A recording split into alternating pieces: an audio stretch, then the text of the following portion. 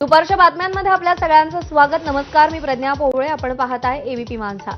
बुलेटिनच्या सुरुवातीला महत्त्वाच्या बातम्यांचा वेगवान आढावा घेऊया।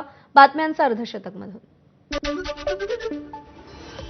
जरांगेंचा मुंबईतला मोर्चा थांबवण्यासाठी सरकारकडून प्रयत्न। मुख्यमंत्री फडणवीसांचे स्वीय सहाय्यक राजेंद्र साबळे जरांगेंची भेट घेण्यासाठी अंतरवाली सराटीत। मोर्चा पुढे ढकलण्याबाबत विनंती करणार।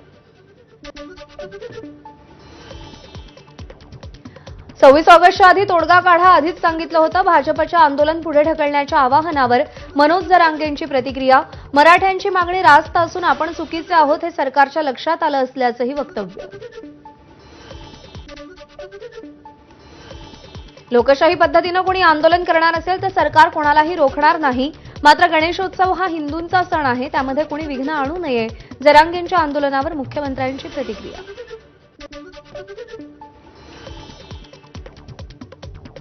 आम्ही बाप्पाला साकडं घालण्यासाठी मुंबईत येतोय। मनोज जरांगेंच्या आंदोलनासंदर्भात प्रतिक्रिया।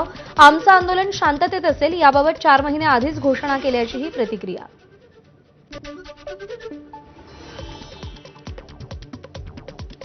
मनोज जरांगेंनी आपलं आंदोलन पुढे ढकलावं। भाजपचे मुख्य प्रवक्ते केशव उपाध्ये यांची जरांगेंकडे मागणी। मुंबईत गौरी गणपतीचं मांगल्य असताना जनजीवनाची घडी विस्कळीत होईल, उपाध्येंनी मत व्यक्त केलं। सरकारनं एक रस्ता आम्हाला द्यावा, आरक्षणावर अंमलबजावणी पाहिजे, यावर आपण ठाम। आता चर्चा नाही, अंमलबजावणी हवी। मुंबईतल्या आंदोलनावर जरांगेंची प्रतिक्रिया। जरांगे उपोषणवीर नाही, सलाईनवीर। लक्ष्मण हाकेंची जरांगेंच्या आंदोलनावर टीका। महाराष्ट्राची कायदा सुव्यवस्था बिघडवणाऱ्या जरांगेंना एकदाही अटक का केली नाही, हाकेंचा सरकारला सवाल।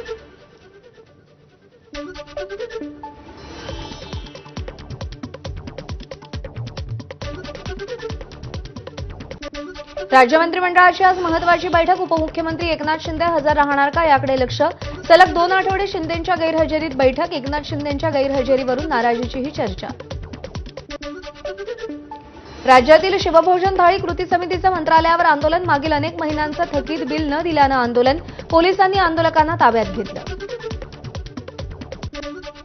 पुण्यात सेट निकालामध्ये दिरंगाई। पुणे विद्यापीठात विद्यार्थ्यांचं सेट भवन समोर आंदोलन।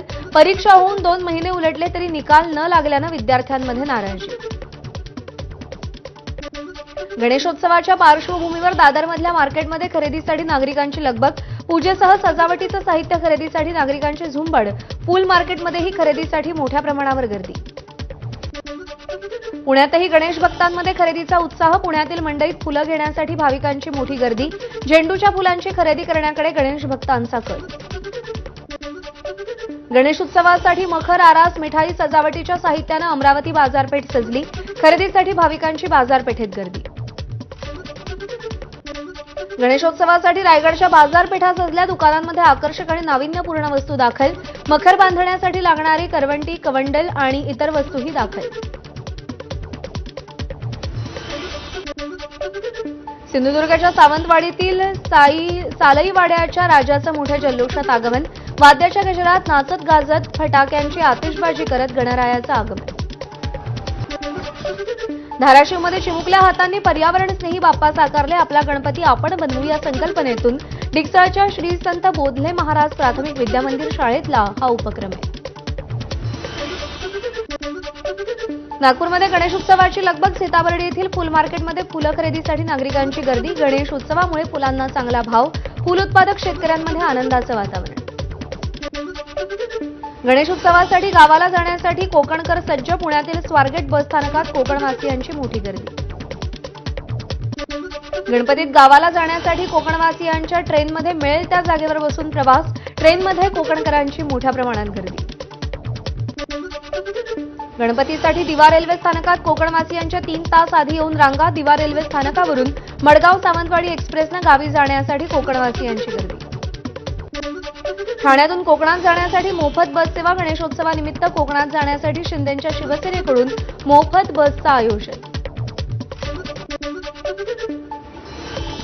साताऱ्यातील आनेवाडी टोलनाक्यावर पश्चिम महाराष्ट्रातून कोकणात जाणाऱ्या गणेश भक्तांची गर्दी। राज्य सरकारकडून गणेश भक्तांना फ्री पासेसची सुविधा। गणेशोत्सवात मोदकासाठी वापरल्या जाणाऱ्या आंबेमोहर सुगंधी तांदळाला उच्चांकी दर। किरकोळ बाजारात आंबेमोहोर तांदूळ 200 रुपये किलोवर तर घाऊक बाजारात 170 ते 180 रुपये किलो इतका दर. गणेशोत्सवाच्या पार्श्वभूमीवर मुंबईत 20,000 पोलिसांचा फौजफाटा सज्ज. संवेदनशील ठिकाणांवर सीसीटीव्ही ड्रोनद्वारे पोलिसांचा वॉच असेल. भाविकांच्या गर्दीत साध्या गणवेशातील पोलीस लक्ष ठेवणार. नागपूरमध्ये गणेशोत्सव काळातील वाहतूक कोंडी टाळण्यासाठी उपाययोजना. इतरवारी बाजारपेठेमध्ये कार, ट्रक आणि रिक्षावर बंदी. गणेश मूर्तींची बाजारपेठ असलेल्या चितारोळ मार्केटमध्ये देखील कार, ट्रक आणि रिक्षावर बंदी. सांगलीमध्ये गणरायाच्या आगमन आणि विसर्जन मार्गावर खड्ड्यांचं साम्राज्य. महापालिका आयुक्तांच्या सूचनेनुसार बांधकाम विभागाकडून खड्डे बुजवण्याचं काम युद्धपातळीवर सुरू. ऐन गणेशोत्सवात मुसळधार पावसाचा अंदाज. 26 ऑगस्ट ते 29 ऑगस्ट पर्यंत मुसळधार पावसाचा अंदाज. 7 दिवस कोकणासह मध्य महाराष्ट्रात पाऊस पडेल असा अंदाज. नाशिकमध्ये मुसळधार पावसामुळे गंगापूरसह इतर धरणातून पाण्याचा विसर्ग. त्यामुळे गोदावरी नदीच्या पाणी पातळीत वाढ. गोदाकाठावरच्या मंदिरांना पुन्हा एकदा पाण्याचा वेढा. सोलापुरातील उजनी धरण काठोकाठ भरले. त्यामुळे भीमा नदी पात्रात 12,74,000 लिटर पाण्याचा विसर्ग. धरणाचे तब्बल 16 दरवाजे उघडले. प्रशासनाकडून नदीकाठच्या गावांना सतर्कतेचा इशारा. नंदुरबार जिल्ह्यात सलग 6 दिवसांपासून पावसाच्या सरी. जिल्ह्यातील मध्यम प्रकल्पातील पाणीसाठा वाढला. विरचक धरणातील पाणीसाठाही 60% वर. 36 दिवसांच्या खंडानंतर 6 दिवसांपासून सुरू असलेल्या पावसानं मागची तूट भरून काढली आहे. छत्रपती संभाजीनगरमध्ये तरुणाकडून चक्क पेट्रोल पंप पेटवण्याचा प्रयत्न. आंबेडकर चौकात असलेल्या पेट्रोल पंपावर जमिनीवर पेट्रोल शिंपडून आग लावली.